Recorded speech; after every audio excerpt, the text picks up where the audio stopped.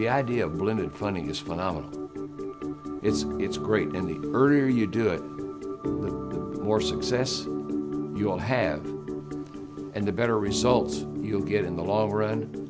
And in the funding side of it, it's very important, since all these programs that we're talking about that are blended, state, federal, either way, that you spend the money for the purpose of which it was appropriated, so we don't cause problems, audit problems in the future. But it's not hard to do.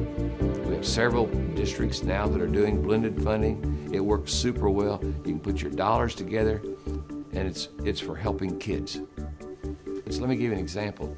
Let's say that half of your kids are 4-year-old at risk, half of them at Head Start.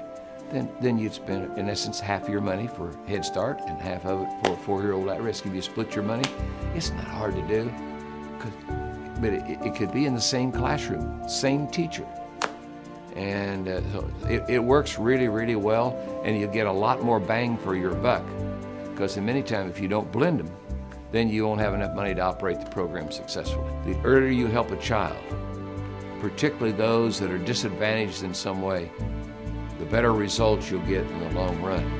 We were very, very fortunate in our area. We had the Kansas Health Foundation provide a grant that made it so that was our quest to get our community and all stakeholders in our community ready to understand the value of quality early learning experiences. So we spent about a year implementing that grant. It was a $10,000 grant, and the whole idea of the grant was to get buzz going in a positive way among all stakeholder groups. So our ministerial alliance, our senior citizens, our business owners, everyone learning about what could happen with quality preschool experiences. We wanted to serve more children. We wanted the dollar to be as stretched as far as we possibly could.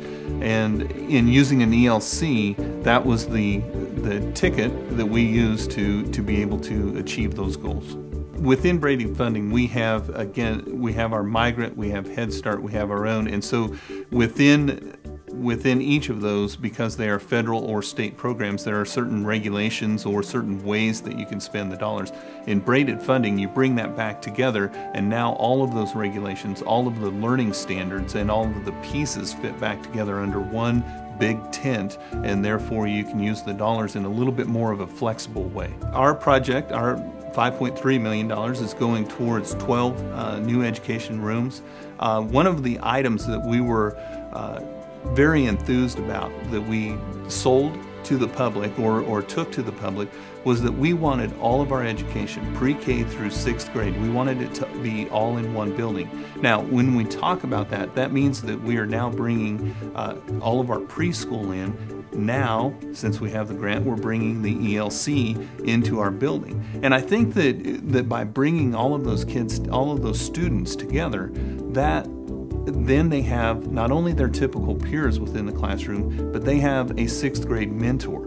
They know the building, they know where they're going. I believe there are two critical pieces for our bond to be passed. Number one was we had to show a need, and that's why it took nearly 2 years.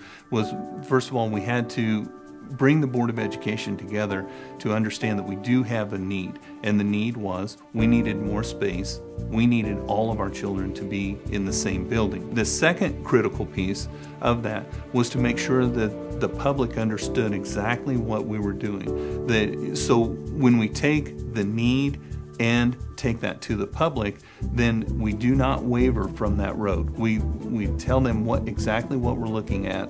And a big part of that was that we wanted early childhood education to be a part of our everyday education, meaning that we wanted it to be within the same building. And once you have the need set, and once you go to the public and they understand exactly what we're doing, I think that was a huge benefit for our school district to pass upon. I think those are two very critical issues to have.